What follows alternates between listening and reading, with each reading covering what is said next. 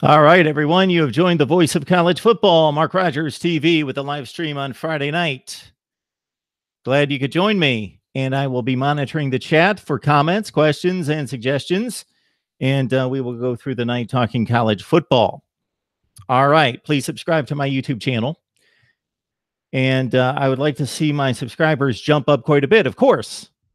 Because I know that you're getting the notifications and you're on board with all the content that we're pumping out on a daily basis here at Mark Rogers TV, getting you set for the 2018 college football season like nobody else. We are just about 90 days away, so it might be off by a day or two, but it is June 1st, and the season openers are September 1st. Most of them on September 1st, that Saturday. So we've got some games on Thursday night, Friday night, and then, of course, Sunday and Monday night on that Labor Day weekend with Florida State, Virginia Tech, and Miami and LSU. And I know many of you are very, very, very much anticipating Miami and LSU. Subscribe to my YouTube channel. We want to do some good work here, and the more subscribers we get, the more views we get, the more I can dedicate to this.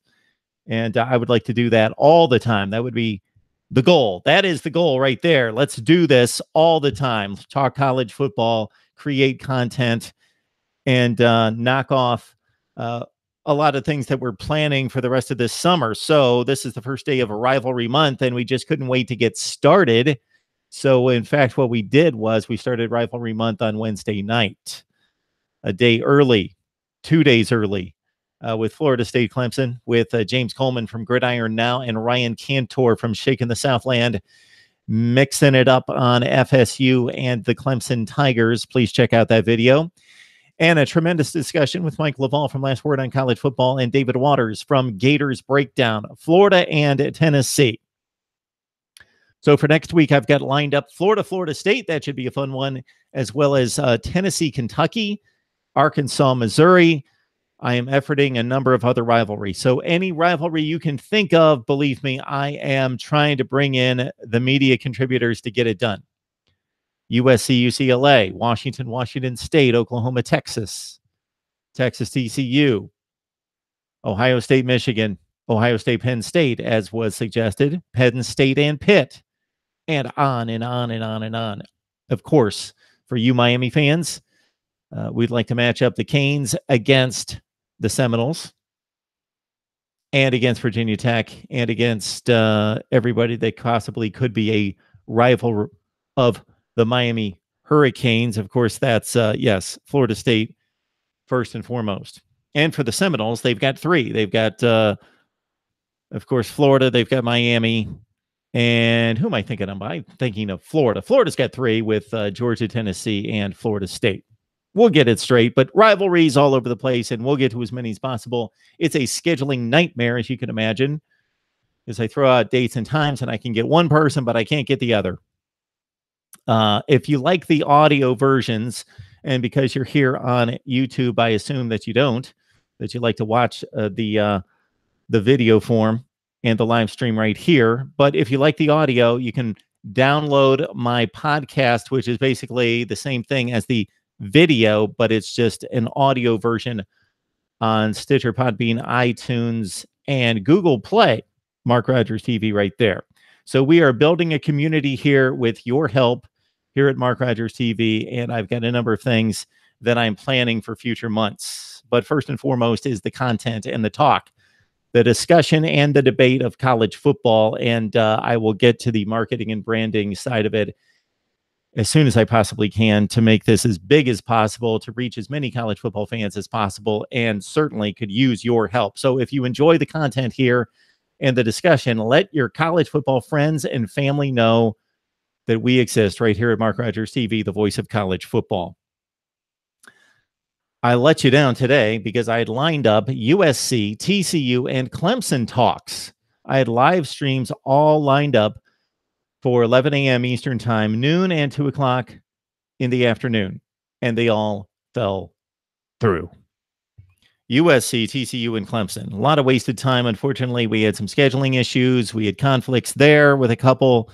We also had some technical issues and ended up wasting about 45 to 50 minutes trying to get a USC contributor on here for the first time from Conquest Chronicles. If you know any contributors, media guests that you would like to see here at Mark Rogers TV, please make the suggestion.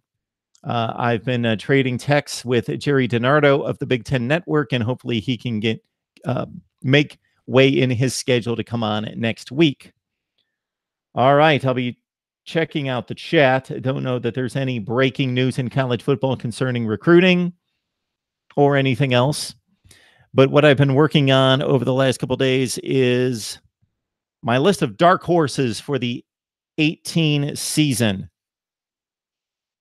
I know we've talked about this before, but I wanted to put some metrics on it and some real personnel breakdowns. And so you will see that soon, involving Nebraska, involving Oregon, involving, who else do I have on my list? Boston College, Mississippi State, Florida, Maryland, and some others. And I've got some notes here if you want to talk up dark horses. So, for example, I was looking at Maryland. When I say dark horse, I mean, was this a really bad team last year for whatever reason? A really bad team like a Maryland at 4-8. And can they make a significant improvement to maybe challenge the top 25? Maybe Maryland turns from 4-8 to 8-4. That would be a dark horse for me. Or maybe it's a team that's an 8-4 team that bursts onto the scene as a college football playoff contender for the first time. I came up with 3 recent examples. One would be Michigan State, of course, 2016 into 17, a dark horse for 17. So despite everything Mark D'Antonio had accomplished at Michigan State and really established them as a near elite program, they were 3-9 in 2016. And so many of us, myself included, thought they were a mystery team for 17. And I didn't know exactly what to expect. I gauged them to be probably a 7 or 8 win team. Well, they won 9 in the regular season, finished it off with a Holiday Bowl crushing of Washington State. So for Michigan State to go from 3-9, I believe they were a dark horse to contend for the Big Ten championship, which they did. They didn't get that accomplished in losing head-to-head to Ohio State and Columbus, 48-3. But they did contend legitimately for the Big Ten championship, beat the other 2 big rivals, the other big boys in the division, Penn State and Michigan.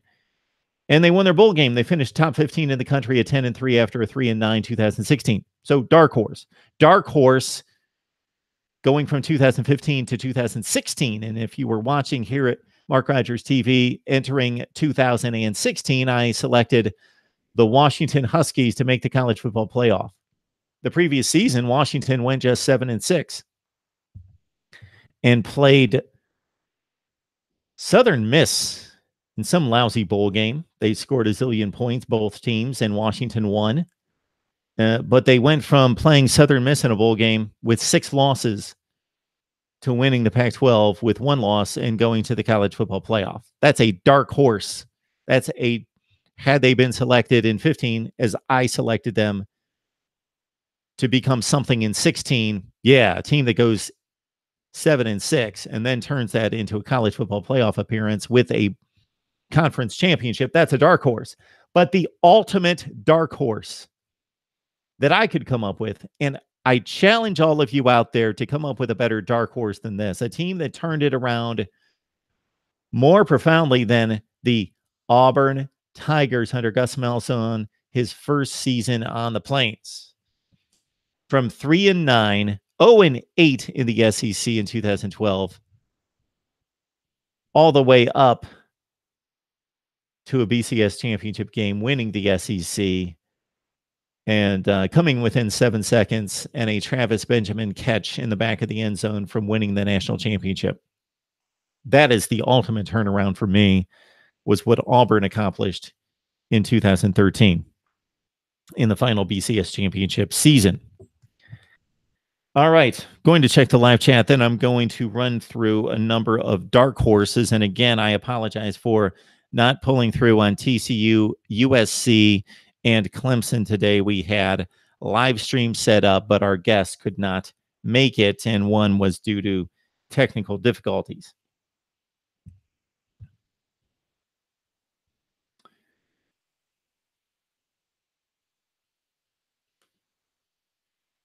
Mark Rogers TV, the voice of college football, discussing the game that we love on a June 1st. So that's exactly 3 months to the first Saturday of college football, September 1st. And let's see who has joined us on the live stream. All right. Navy Thomas 8 looking for Shireen tonight to talk Zona. Bear down with Kevin Sumlin and the boys.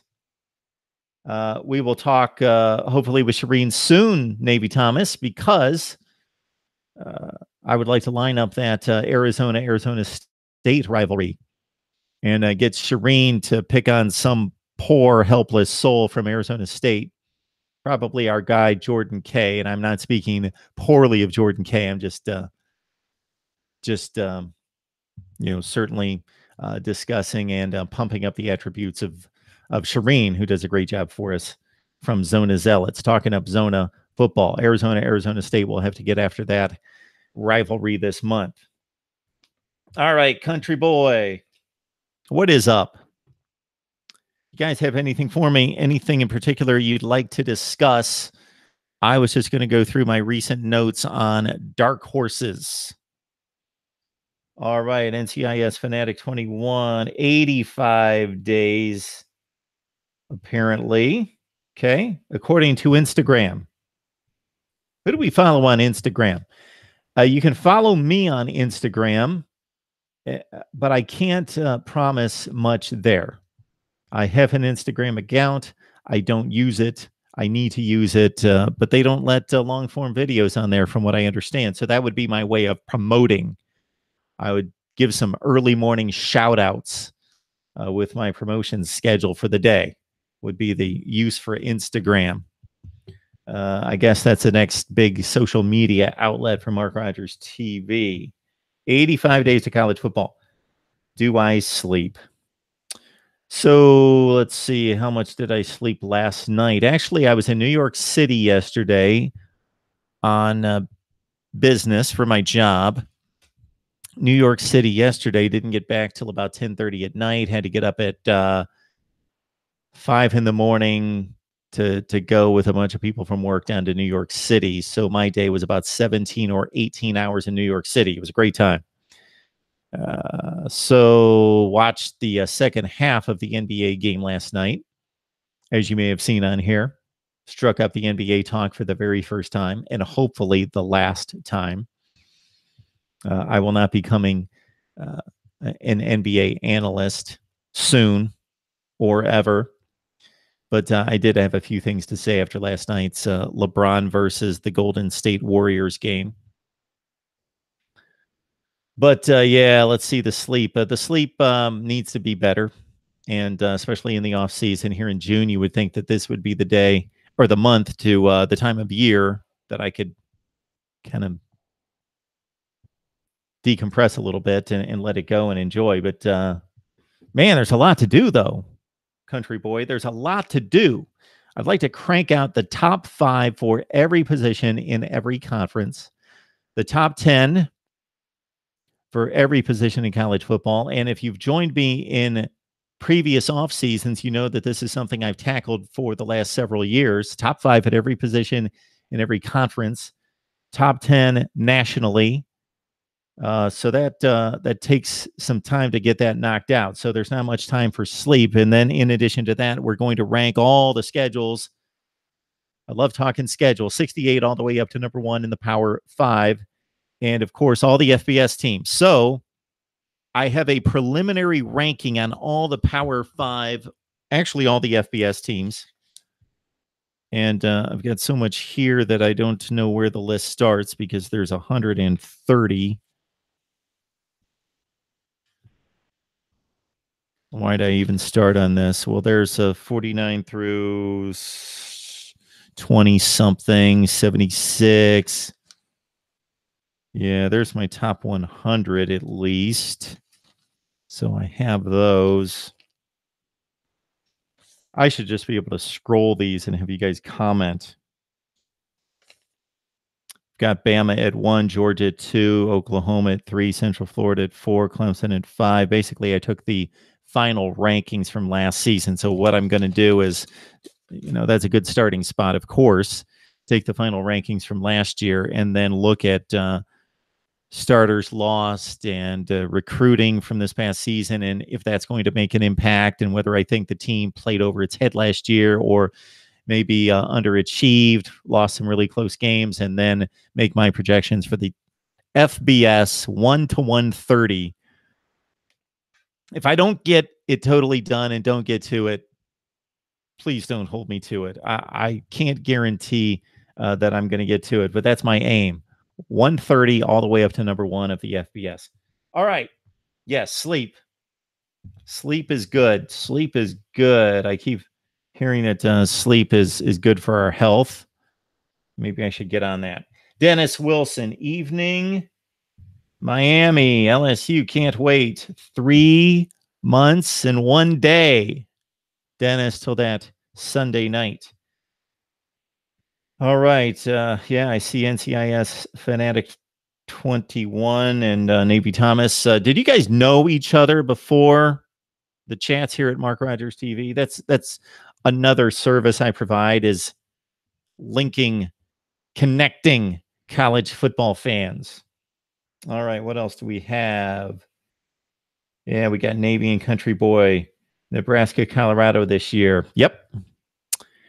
Yeah, the Nebraska schedule's nothing too difficult out of conference, but boy, the Big Ten laid the wood to the Huskers and Scott Frost in his first season in conference. Did they not?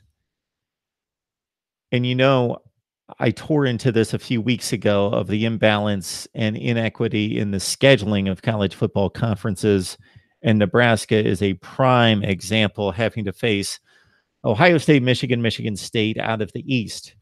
You shouldn't have to face 3 of the toughies. They all played 9 conference games last year. That's 27 games. So everyone in the conference should be playing a composite schedule from the previous season, out of division games of either 13 and 14 or 14 and 13. That's fair.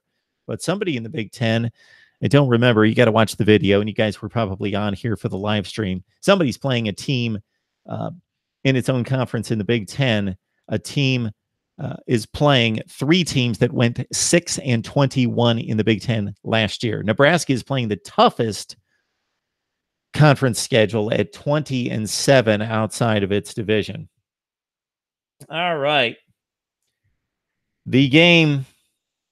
Will you have Claire and the guy that runs the Michigan podcast on at the same time? So I really right now only have one option for Michigan football, NCIS Fanatic 21, and that would be, Steve Dace, Michigan podcast. For Ohio State, we have Tony Gerdeman come on from the Ozone, Claire Crawford, and Steve Hellwagon from 247 Sports. So I've got some options there. Navy Thomas liking Claire. It's good to see. I love the interviews with Shireen. We know. Well noted. Duly noted, Navy Thomas. Yes. Shireen, if you didn't hear it, Navy Thomas, I certainly passed on your regards a number of times, a few times that she was on here recently. Mark is already affiliated with ESPN. ESPN needs to hire. Yeah, that would be great. If they could give me a Todd McShay kind of role where I do my own thing, I just come on there for guest hits. That would be the plan right there, Country Boy. I appreciate the suggestion. Get the word out to the boys in Bristol. Jamie, the Fish Duck website is a good one. See if you can work with someone from that site. Okay. The last time you guys made suggestions, it was about a week ago when we were on here, and near the end of the live stream, I asked for suggestions, and believe me, I got right on it. I don't remember offhand right now who we were talking about, but you guys made about 5 suggestions, and I contacted all those people, and I'm trying to think who got back to me, maybe 1 or 2 out of the 5. But I reached out to all of them. Somebody gave me a number of Georgia guests that I could reach out to, and I reached out to all of them, and no reply from the Georgia guys. Fish, duck. Got it, Jamie. Thank you. Country boy, long as them chicks ain't fake. All right, Texas is a dark horse in my opinion. So I kind of weighed Texas back and forth. I certainly am intrigued with Texas football. Tom Herman, the quarterback situation, the defense being the best or near the best, along with TCU in the Big 12 last year, but losing so much in Malik Jefferson and Deshaun Elliott in particular. But do we consider Texas a true dark horse? Of course, if somebody like Kansas State rose up and won the Big 12, that would be a dark horse pulling through. But Texas, 8-5 to the Big 12 championship, technically would be, I think, a dark horse move for the year. But Navy Thomas not liking Texas this year, or any year, of course. That goes way back. Oregon is killing USC in recruiting right now. We own Modern Day right now. Do you, Jamie? Of course, one of the great football playing high schools in the nation, Modern Day, out of Los Angeles. Paula jumping on with Arizona has potential to make a New Year's Six Bowl if the defense can hold. The Pac-12 South seems to be wide open. USC has the best roster and the best talent, but the uncertainty at quarterback. UCLA dark horse, Arizona dark horse, Utah dark horse in the Pac-12 South Division, and we will talk about those teams very soon. All right. We got some Canes talk as usual. Texas, a 7-win team, according to Paula. I've got to think they're going to do better than that. So they've got USC in the non-conference. They've got a tricky game against Maryland, looking for revenge from last year's butt kicking in Austin, that game at FedEx Field on September 1st. And then, of course, the 9 games within the Big 12. I've got to think that Texas is going to go minimum 6-3 in the conference and win 2 of the 3 non-conference games to get them to 8-4. I think the realistic Texas basement is 8-4. And I think the ceiling is the ceiling. I think the ceiling, there is no game on Texas' schedule that they can't compete in and win. The probability of Texas going undefeated is minimal, very small. So I'm not picking them to go undefeated, but I believe Texas can certainly go 8-4, minimum 8-4 this year, and contend for the Big 12 championship. I will have my predictions out the last half of August. Dennis Wilson, yes. We got Prince on here, 6'1". Does that allude to Prince, meaning the Prince, the recently deceased Prince? Maybe. He was certainly not 6'1". Maybe he was 5'1". He was a little guy. All right. I'm going to rip through my notes. And from some of the dark horses that I looked at today, and I will continue to monitor the live chat as I don't see anything there in particular. But as I look through these teams, let's start with Maryland. They don't get too much pub, so I may lose all of you here in the next couple minutes, but they did go 4-8 last season. And DJ Durkin, the past 2 recruiting cycles, has brought in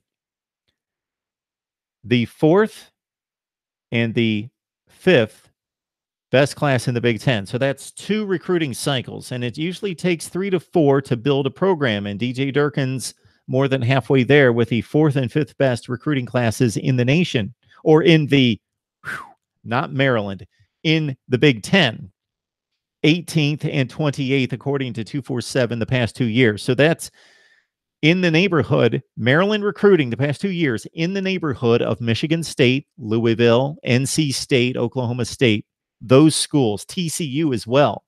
That is DJ Durkin's talent acquisition over the past few years.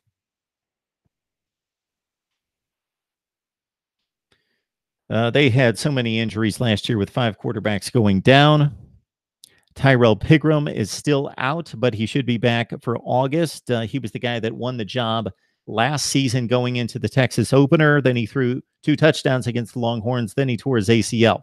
So he's been working his way back ever since. Kasim Hill came over. He took over the Texas game, finished him off. And then 2 weeks later against Central Florida, he tore his ACL. He was out. Max Bortenschlager, one of the great names in college football. Bortenschlager, 10 touchdowns and 5 interceptions last year. So we've got a 3-way quarterback battle at Maryland. Ty Johnson coming back after running for 1,000 yards 2 years ago, 875 this past season. And Booger McFarland's boy, Anthony McFarland, 4-star recruit, redshirted last year, coming off an injury as a senior in high school.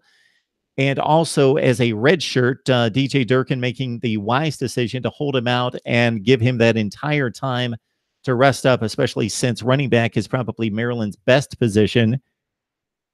And Anthony McFarland should get some carries along with Lorenzo Harrison. Maryland's got to replace DJ Moore. He caught 80 passes last season. They've got a number of younger players in the mix. Maryland's defense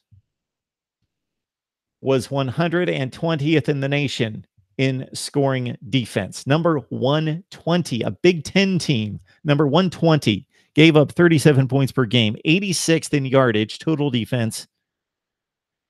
Byron Cowart, do you guys remember that name from 3 years ago? The number 1 defensive recruit in the nation out of high school, signed with Auburn, transferred to Maryland. We'll see if he can resurrect his career and improve this defense. They also did the Terps receive a transfer at cornerback from Eric Montgomery. No, I'm sorry, I'm mixing him up with somebody else. Eric Montgomery is a cornerback out of Florida high school, recruited, signed by Maryland, one of the top 30 cornerbacks, and is expected to make an immediate impact for Maryland. 2 of their top 3 tacklers come back. They lose Jermaine Carter. They've got Isaiah Davis and Antoine Brooks coming back.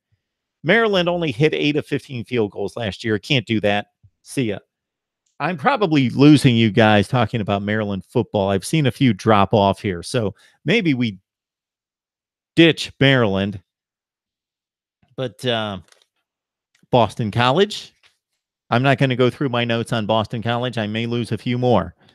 Mississippi State, among my dark horses. Nebraska. And that's as far as I got. So I'm thinking about a few others. Those are some of the down the list dark horses that I'm considering for 2018. Purdue has a real good chance. They do. So Purdue, for me, is a dark horse in winning the division. Last year, they made the big leap from 2-10, 3-9, whatever they were the year before, to 6-6, and then a bowl winner against Arizona. So, yeah, Purdue, do they have a legitimate chance of knocking off Wisconsin and winning the Big Ten Western Division? Wouldn't that be something? Dondre's on the line. Wake Forest is going to be good on offense. Of course, Kendall Hinton takes over at quarterback for Wake. In replacing one of the unsung best quarterbacks in college football from just last season, John Wolford, who had a woeful start to his career at Wake Forest.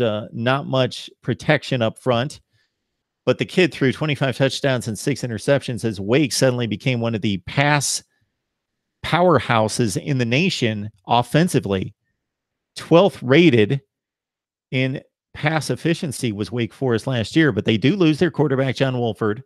They do lose one of their top receiver, Jabari Hines, moving to, he went to, I believe, Oregon, somewhere in the Pac-12 North Division. So, yeah, Wake should be good on offense. They were really good on offense last year, but they bring back the entire, Dondre, the entire starting offensive line and their 2 top running backs. But they lose some at wide receiver, as I mentioned, with Jabari Hines, and they lose John Wolford at quarterback. Kendall Hinton, more of a runner. stronger arm, so you would think he would be a better quarterback, but he's not as accurate as Wolford, did not command the offense, actually beat out Wolford a couple years ago and could not keep the job. TCU, a dark horse. I think they win the Big 12. Jamie, would that be a dark horse? TCU, who played in the Big 12 championship game last year, went 10-3, won a bowl game. Would we consider them a dark horse to win the Big 12? I would think that they would be the second biggest favorite to win the Big 12. I would think right now. I don't know what Vegas is saying right now, but I would think that they've got Oklahoma, line 1, and then on the 2 line, Texas/TCU to win the Big 12. And some people like West Virginia returning the only starting quarterback for the contenders in the Big 12 in Will Grier. That D-line better be good in Charlotte. All right. Dennis. These Canes fans, you guys are bold, if nothing else. You guys come strong despite 38-3. TC who? Blasphemy. No way, Paula. Ohio State. Is that a dark horse? Big 10, Mark, not the Big 12. You want to talk some Big 10 football? Navy Thomas. We talked some Penn State football a few weeks ago with Tim Aiden from Black Shoe Diaries, and we knocked out the running backs with Miles Sanders taking over for Saquon Barkley, and also the defensive line that should be really good at Penn State. So Penn State loses a lot in the secondary and at linebacker. Of course, they lose some of their top wideout play, Mike Gesicki at tight end, and Saquon. Though a lot of people are high on Penn State according to what they've done the last 2 years, plus the recruiting rankings have been continued to rise for Penn State. I don't know. They're going to miss defense. Ohio State does not have a great quarterback. I don't know that Ohio State needs a great quarterback. Alabama has not had a great quarterback a number of times in winning the national championship. Jake Coker, Greg McElroy, A.J. McCarron. Those would be the 3, right? They are the 3 national championship quarterbacks prior to Jalen Hurts / Tua Tagovailoa. So a great quarterback helps immensely. Jameis Winston and others. Deshaun Watson. Those would be the 2 most recent examples of a quarterback probably meaning the difference between being a 10-2, 9-3 team and being the national champion. Deshaun Watson and Jameis Winston. Go back to 2010. Cam Newton was that guy. Dominant, dynamic quarterbacks who carried teams when they needed to be carried. Still, they had tremendous talent around them. When I say they're carrying these teams, Auburn, Florida State, Clemson still had NFL players on the field around Deshaun, Cam, and Jameis. But those guys did more than most quarterbacks in lifting their teams to championships than other guys like Cardell Jones. He played great down the stretch. The team didn't need him to carry with Zeke Elliott running for 200-plus yards in those final 3 games against Wisconsin, Oregon, and against Alabama. And I can't believe that I've talked about Ohio State for the last 8 seconds, and there's no comments here from NCIS Fanatic 21. LSU can't score on my Pop Warner team. You a coach, country boy. How's the team looking for this season? Jamie, Ohio State has talent, but they don't. Have the championship quarterback or running back. So, Jamie, your thoughts about J.K. Dobbins. J.K. Dobbins, pretty good back, pretty elusive, pretty strong, and we just saw him as a freshman. I would agree with you, Jamie, on the quarterback at Ohio State until we see more from Dwayne Haskins. He sure played like a championship quarterback against Michigan in the 4th quarter and coming back from 6 down to win the game, hitting 6 of 7 difficult passes, mostly. Y'all need Zeke. It doesn't hurt having Zeke Elliott, but not necessary. J.K. Dobbins. Look out for J.K. Dobbins this year. And with Mike Weber is the changeup. Usually the punishing runner is the number one guy and the scat back, the changeup. But J.K. Dobbins, I would be dissing him completely to call him a scat back. He is much more than that. Fat boy coach fired mid-season. Just understand Canes fans have no respect for anyone. Miami's not even in the SEC. You can't even beat Clemson. George on the line. Good to see you. All right. Guys care about Boston College talk? I got BC at 7-6 last year, of course.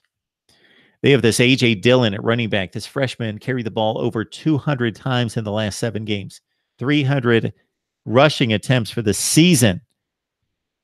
So good that John Hilliman, who scored double-digit touchdowns for Boston College just a few years ago, transferred to Rutgers, which means they don't really have a capable experience to back up if something happens to A.J. Dillon. They've got a quarterback situation of sorts with Anthony Brown winning the job as a freshman last year. He threw 11 touchdowns and 9 picks. And E.J. Perry going to battle Anthony Brown for the quarterback position. Boston College, though defensively, 2014, 15, and 16, they had a top 10 national defense all 3 of those seasons, 14, 15, and 16. Last year, they dropped off to number 69 in the nation in total defense.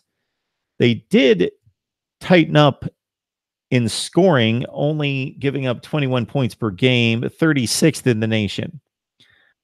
BC will be better. They also won 10 games. Who was that won 10 games? Miami. I'm guessing Emory Jones will start at Florida. Frank coming in with a strong, bold statement with Felipe Franks, the incumbent and expected starter. So do we think that Emory Jones will start out of the gate for Florida, or maybe he looks impressive enough in August to buy himself some time and some consideration? And Florida, I don't believe, has a difficult game the first week or 2 before they play Kentucky in the SEC opener. And maybe they look over the quarterback situation and Emory Jones can win it. I was just wondering yesterday, what's up with Boston College? I'm sure everybody else, much like myself. Yes, George, you and the nation can't wait to see BC on the field. BC football, yes. All right. And we've got the usual Florida State, Miami trash talking starting. Mississippi State, 9-4 last year. Joe Moorhead taking the reins, and he will do the play calling. He will be his own offensive coordinator in replacing Dan Mullen. Of course, Nick Fitzgerald with that horrific broken ankle against Ole Miss in the Egg Bowl coming back. And maybe that's a blessing in disguise for Mississippi State in that they found out what they have at the backup quarterback position with Keaton Thompson, who played relatively well against Ole Miss after some shaky throws and shaky minutes early on when he came in, as would be expected. And he played really well against, who did Mississippi State beat in the bowl game? Louisville on New Year's Day. So Mississippi State, 10th in the nation in total defense last year was Mississippi State. They've got a new defensive coordinator this year for the 5th year in a row. That would be Bob Shoop, who, of course, led the defensive effort there at Tennessee, Penn State, Vanderbilt, but most recently Penn State. So Moorhead brings him in from Happy Valley. Mississippi State, with, again, the 10th total defense in the nation last year, brings back its best 2 players, Montez Sweat and Jeffrey Simmons. They also bring back their 2 top tacklers at safety in Mark McLaurin and Jonathan Abram. So look out for Mississippi State. They got to deal with the SEC Western Division. They've got a date early on against Kansas State on the road, a decent test for them. But out of division, they've just got Florida and Kentucky, so no heavyweights for Mississippi State to have to deal with in the SEC Eastern Division. All right. I was liking Miami a lot, but they're cocky, so I'm going to have to ask the Florida Gator team to slap them. Slap them around. Let's keep it civil, guys. Yeah. Navy Thomas, thanks for monitoring. If I miss something here, please let's get after each other. That's fine. That's great. But keep the racism and the politics, please, to the side. That's not something we want here. All right. What do we got going, Prince? I haven't seen all the comments here. All right, but I do like Mississippi State to play well against the SEC West and against a schedule that's not difficult. Kansas State, Stephen F. Austin, Louisiana, and Louisiana Tech for Mississippi State. Nebraska. What can we say about the Huskers here, Navy Thomas? Scott Frost, he is the one sole reason that I am selecting Nebraska to possibly be a dark horse this season. I don't like the schedule. It's way too tough with Michigan, Michigan State, and Ohio State out of the Big Ten East. But not much to deal with out of conference with just Colorado, Troy, and Akron. So the light touch out of conference, the Big Ten West is not a great division. They've got to deal with Wisconsin. They can beat everyone else in the division. And then they've got Michigan, Michigan State, and Ohio State. But Scott Frost can build a program, inspire players. He gains instant credibility with that team based on what he's accomplished. And he brings basically his entire staff in from Central Florida. On top of that, Nebraska's recruiting rankings speak to them having better talent than we think they do for a team that looked as deplorable as they did in finishing out with a 56-14 loss to Iowa to go 4-8. In the last 4 years, this is what's on Nebraska's roster. It's not great talent. I'm not going to sell it as great talent, but in the past 4 years, the Mike Riley classes and then the one that Scott Frost finished off here in 2018 have ranked 4th, 5th, and 4th in the Big Ten. Consider the Big Ten with Michigan, Michigan State, Penn State, Ohio State, Wisconsin, and then Maryland doing work as the 4th best class in the Big Ten the past 2 years. And Nebraska has brought in the 4th, 5th, and 4th best recruiting classes in the Big Ten the past 4 years, and all rate between 25th and 30th in the nation. So Scott Frost does have some talent to work with. Dedrick Young at linebacker had 80 tackles.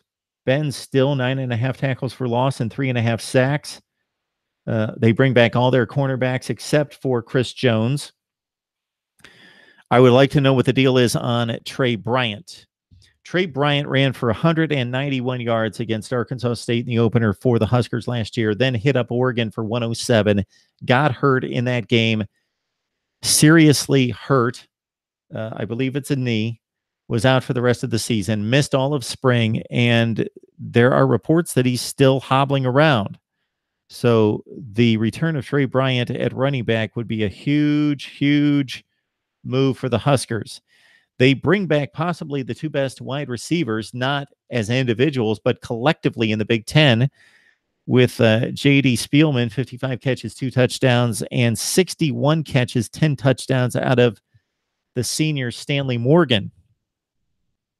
Nebraska, this is another place where Scott Frost may make a huge difference. Nebraska, listen to this, since 2011 in joining the Big Ten is minus 40 in turnover margin. Last year, Central Florida was second in the nation in turnover margin at plus 17. So if Scott Frost can teach this group of quarterbacks and whoever is selected as the starter out of Patrick O'Brien, Tristan Gebbia, and the fan favorite, Adrian Martinez, if he can teach those guys and have that same impact and effect to emphasize taking care of the football, Nebraska goes from a minus 40 since joining the Big Ten to a coach who coached up Central Florida to a plus 17 this past season. So, Nebraska, you've got to like the linebacking core. The secondary's decent.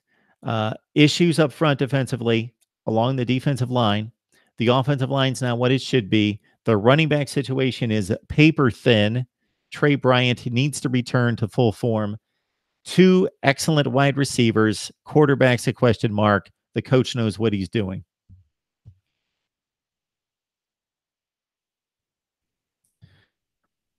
Week 1 going to be fire. Anything else on the chat? Anything else I'm missing? Nebraska needs a quarterback. Iowa has dropped 96 points on Nebraska the last 2 years. Go Hawks. Dark horse, Ricky. Iowa to the college football playoff. Nathan Stanley back at quarterback. A fairly light touch in the scheduling out of conference. A very light touch in scheduling, despite Iowa State playing better last year at 7-5. Everybody has to love Iowa. Yes, George. Trash. Tanner Lee got drafted by the Jags. He did.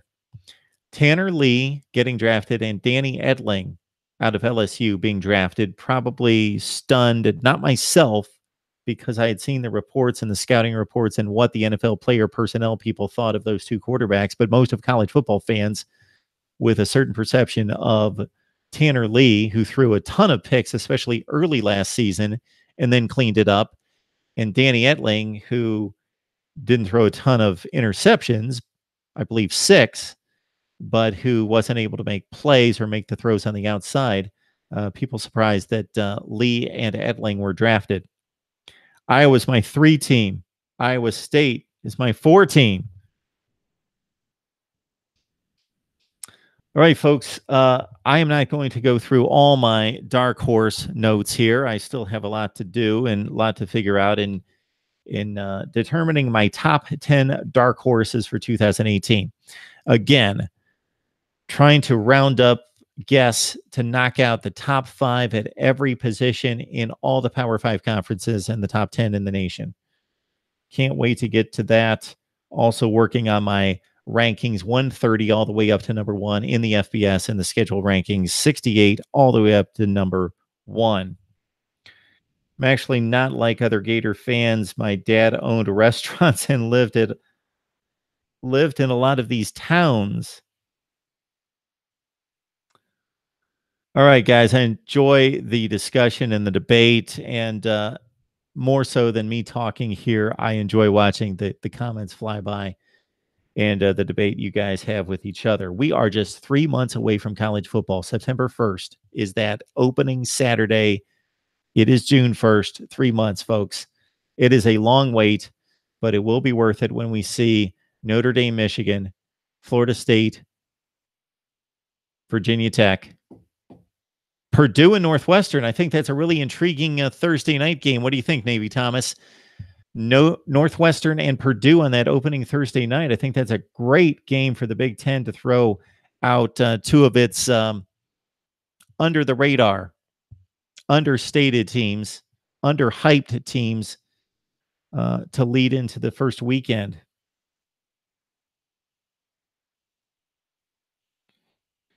And I'm way behind in the chat. Etling, more talk on Etling and the Florida Gators and LSU superfan about them. Boys, Sunday night after the Canes game. I sure hope I can, country boy. I believe I should be able to do that on opening night. Purdue by 10 over Northwestern. Navy, Thomas, 8. Really impressed by those Boilers under Jeff Brom. We won't hear a peep from these Miami fans that Sunday. Donovan, repping LSU football, the Bayou Bengals. It's good to see you guys. We enjoy the discussion each and every time here at Mark Rogers TV, the voice of college football. If you're on Twitter, please follow me at Mark Rogers TV, and we will discuss and debate college football there from time to time. I've got a Facebook page as well, Mark Rogers TV. And again, we're selling the voice of college football. That's the mantra, as they say, the voice of college football. And as somebody mentioned to me last week when we were on the live stream, what am I going to do about this back here? We'll get to it. There's little sleep to be had. All right, Dennis, we appreciate you jumping on board along with everyone else. You guys have a great weekend. Maybe I'll come back sometime tomorrow. We'll see what the plans are with the family and so forth, and possibly on Sunday as well. Again, I'm working on other material to try to get that content out to you, top fives and top tens, and all sorts of ratings and rankings. Navy Thomas 8, you're the best. Thanks for pumping me on Twitter and otherwise, and for the great news feeds that you give me from time to time to give me the heads up on some breaking stories. You guys have a great weekend, and we'll see you next time.